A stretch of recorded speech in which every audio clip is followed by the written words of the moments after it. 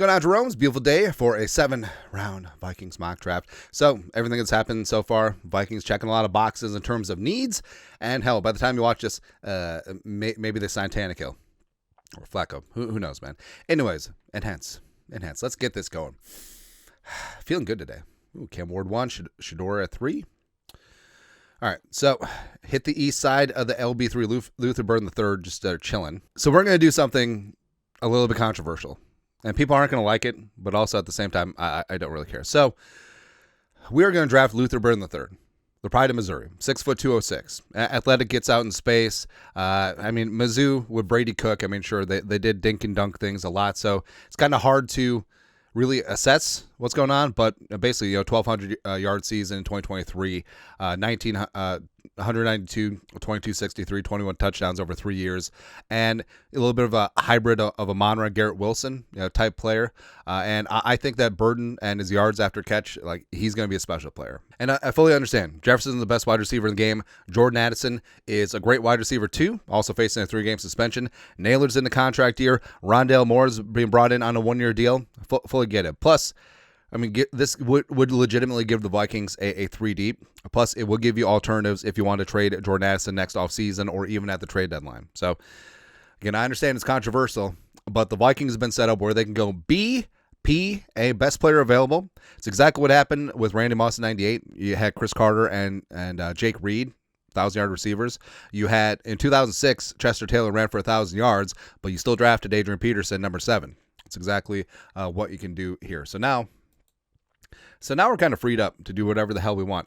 Ratledge is the kind of obvious choice, but as we said, we're trying to flex things up just a little bit. All right, I can't do it. So I was gonna take Belton, but I feel like that's too much departure for what we've already done. So we are just gonna take Tate Ratledge, set it and forget it. Probably have to kick over to left guard, but he'll do that. He's perfectly fine. All right, so now in the 5th round, we got a couple trade offers, or one trade offer.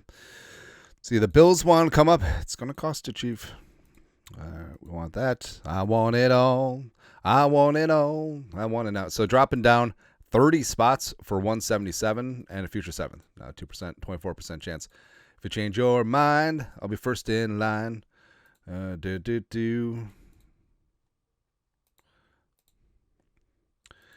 just take all of your 7th round picks in 2026. All right. Resume, enhance. All right, so we got an extra pick now at 169. Damn, she fine.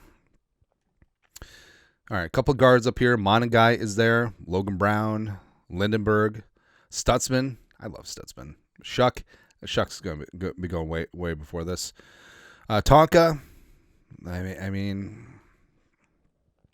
There's various ways that we can go about this. Jalen Lane is in my ear and in my eye. I already checked the box at receiver, though, but if we are going true BPA,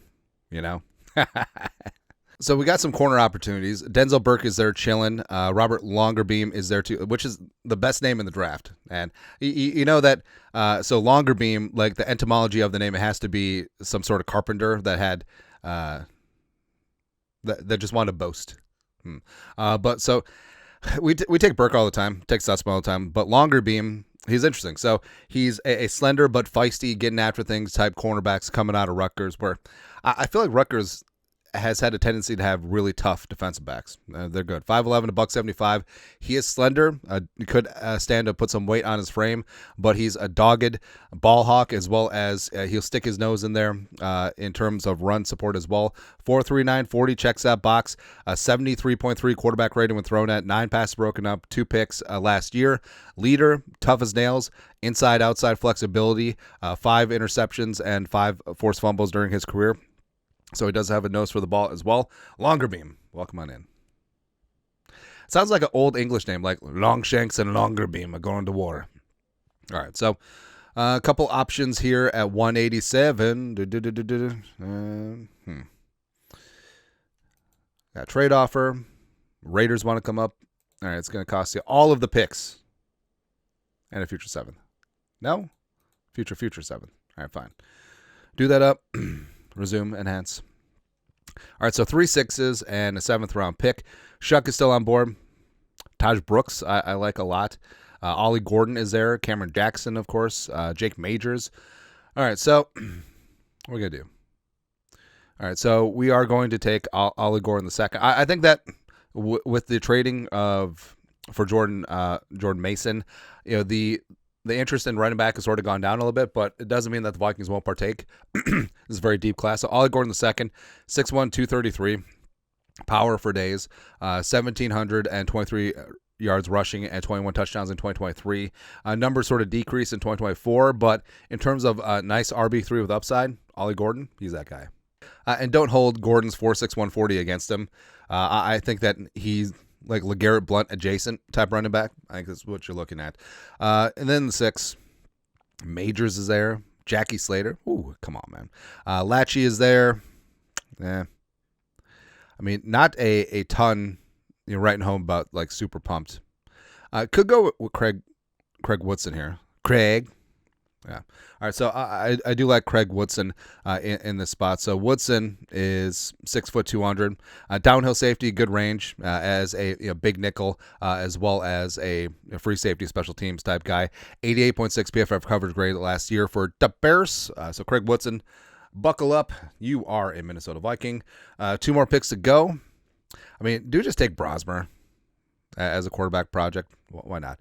Brosmer, New Hampshire, Gophers, throws with accuracy, a little bit of athleticism. All right, so we're going to take Cam Horsley. Lee out of Boston College, a 6'3", 312. So, didn't have any sacks last year, but 16 pressures, and he does have a good first step. Very solid against the run, 84.5 PFF run defense grade. Can play some nose, can play some 3-tech as well. So, adding him into the defensive line mix makes sense in this spot. All right, so kind of happy with how it's turned out. Again, it's all about flexibility, about options, going BPA in this spot, and I fully understand. Like, well, wide receiver's not a need. It's okay. By the time you have to draft for need, it's too late, right? And LB3 is going to be the new Amon-Ra, the new Garrett Wilson, etc. And I think that he will thrive opposite of Justin Jefferson. Plus, it gives the Vikings options. Where do you really see the Vikings extending Addison at $22, $24 million per year? He's eligible after the season. Also, you do have to survive his 3-game suspension. Could Addison be a very valuable trade chip down the line? Yes, it gives the Vikings a lot of options. Ratledge could come in, start at left guard right away. Longerbeam is a nice addition. Super feisty, super fiery, great culture guy, great leader in the secondary for the Vikings. Ollie Gordon, power.